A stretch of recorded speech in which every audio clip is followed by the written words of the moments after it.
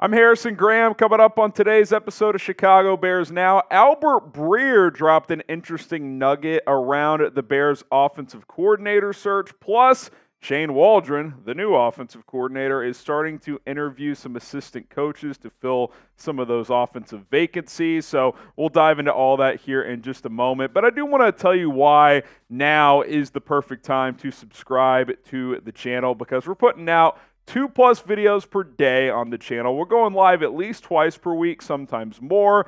We break down the latest news, rumors, and analysis around this football team. We also have full NFL draft and NFL free agency coverage. And guess what? We're only 77 subscribers away from 86,000. And the best part of all this, it's free, no charge. $0, 0 cents from now until eternity. Hit that sub button. Let's get to 86,000 subs today. In just a moment, we're going to dive into Matt Eberflus reportedly defending Justin Fields during the offensive coordinator interview. So that's an interesting bombshell report. We'll dive into that. But I do want to tell you guys about today's presenting sponsor. That is Roan. The Commuter Collection is what Roan launched to reinvent men's closets, guys. Trust me, I've been rocking with Roan for over a year at this point. They offer the most comfortable, breathable, and flexible set of products known to man, and here is why. Their clothing has 4-way stretch fabric that has you feeling good and looking good for any occasion. Want to go play around at golf? Cool. Go get one of their short sleeve polos, throw it on, go tee it up for 18. Looking for a business meeting? Hey, get with their long sleeve commuter shirt. You get the dress pants, throw on a coat on top. You're looking nice and suave. Also, producer Chugg's huge fan of Roan. Took me a while to get him on board, but you know what sold him on it? He loves that you don't have to go to dry cleaners anymore. Washing machine is totally acceptable with these clothes. Air dry them, good to go. You're saving money in the long run. Get 20% off with code ChatSports at roan.com/chatsports. That link is in the comments and in the description. Go ahead and check out Roan today. Look good, feel good, and hey, start saving money by not going to the dry cleaners anymore with Roan. It's RHONE.com/chatsports. Okay, here's Albert Breer with a couple of interesting nuggets on the Bears offensive coordinator search. We'll get to the second one in a minute, but he said that Matt Eberflus defended Justin Fields in these OC interviews, as I understand it. That's pretty interesting to me. Now, number one, and I think the most obvious, clear thing is here, and I think we saw this in the press conference a couple of weeks ago when Poles and Flus talked to reporters after they fired Luke Getsy, is that Flus didn't like Getsy by the end of this whole thing, right? Like, he did not go out of his way to even thank Getsy for his services. He basically was like, yeah, we weren't good enough. We got to improve in certain areas offensively, yada, yada, yada. I think he was over Luke Getsy by the end of his time. And now you have Albert Breer taking this a step further, like, yeah, like when they interviewed these candidates, Matt Eberflus defended the quarterback. So I'm sure what happened is these candidates would get in here and be like, hey, what's the deal with Justin Fields and what happened? Why did you guys underachieve last year? And it sounds like Flus went to bat for the quarterback, so that's pretty interesting. Now, that does not necessarily mean the Bears are trading the number 1 pick and they're all in on Justin Fields, because Breer also said this. He said, of course, the chance to potentially coach USC's Caleb Williams was something mentioned to me as a drawing card by candidates for the job. So the point here is that two things can be true. Matt Eberflus can defend Justin Fields and be open to keeping him and selling coordinators on him as a possibility, while the pitch of the number 1 pick and drafting Caleb or Drake and having influence on that decision, if you're one of these OC candidates, now Shane Waldron, could be the main and likely is the main interest for these candidates. Like, both of those things can be true. I will say, I do think the Bears like Fields. I think Matt Eberflus and Justin Fields have a good relationship. I've thought that for a while now. He has spoken glowingly about Justin's improvement and his leadership ability and all that stuff. I think Ryan likes Justin as well. The question is whether or not they feel like they can upgrade.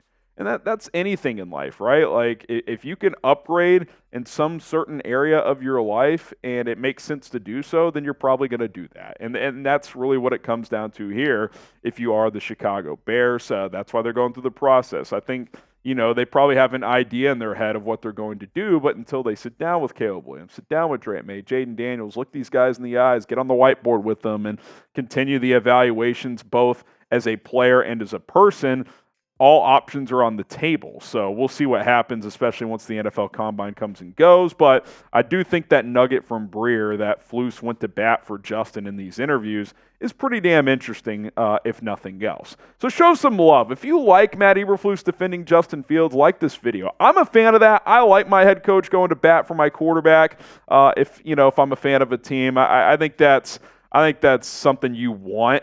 I think it's healthy.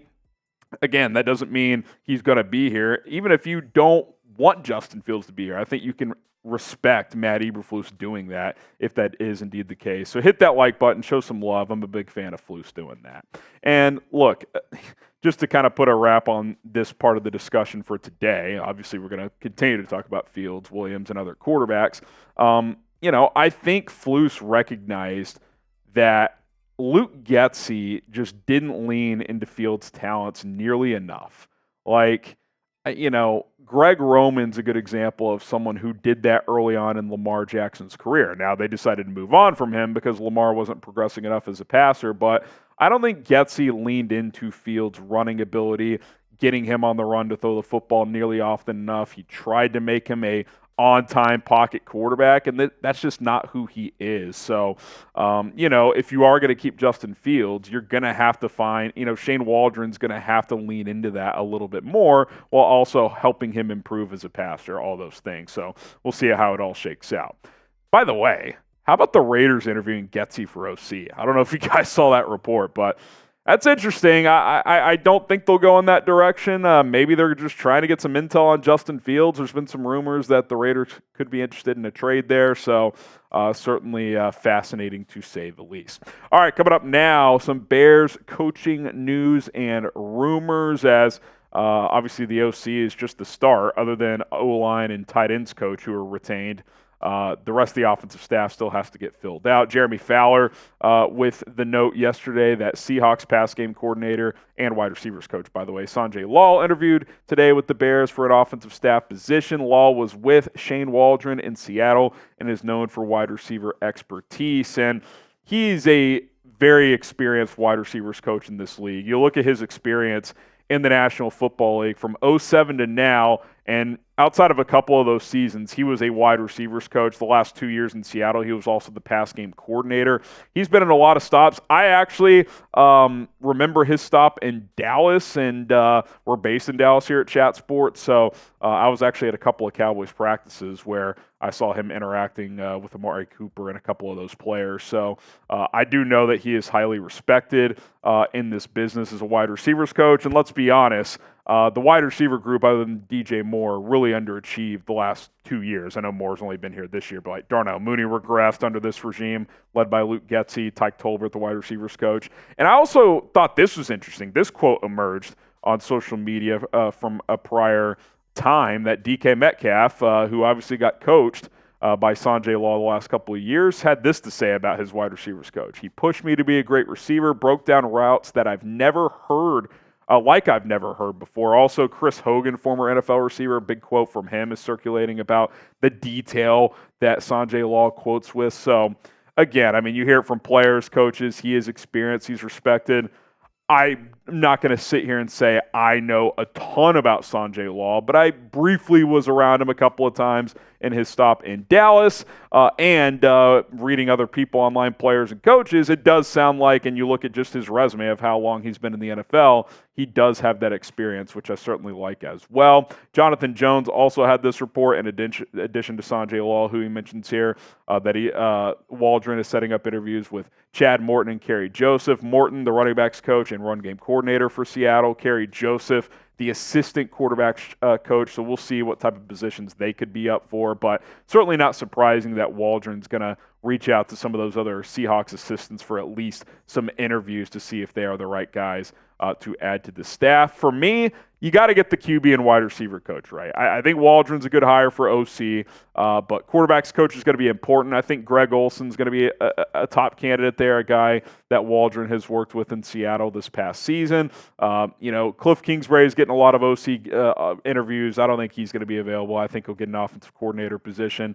Wide receiver coach. I think, based on what it sounds like, Sanjay Lal would sound like a good fit there. So we'll see if he is the right guy. Plus, if I'm remembering correctly, I think Lal interviewed for the Bears OC position 2 years ago when they hired Luke Getsy. So there's prior experience with Ryan Poles and Matt Eberflus giving him a look as well. So certainly something to take note of. Who do you want as the Bears quarterbacks coach? Do you want Cliff? Do you want Greg Olsen? Is there someone else? I know someone in the chat the other day, Chase Daniel, hire him as quarterbacks coach. Let me know who you would like to see be in charge of the quarterbacks. Obviously, Shane Waldron will have a lot of input there, but he's also in charge of installing the offense and in charge of the whole offense. So I want somebody whose sole job is to either work with Justin Fields, Caleb Williams, whoever it is, develop that player. That is what I think is going to be very, very critical as we get into 2024. All right, guys, appreciate everybody for tuning in to today's episode of Bears Now. We'll be back later today with another episode. My name is Harrison Graham. Don't forget to subscribe. Let's get to 86,000 subs today.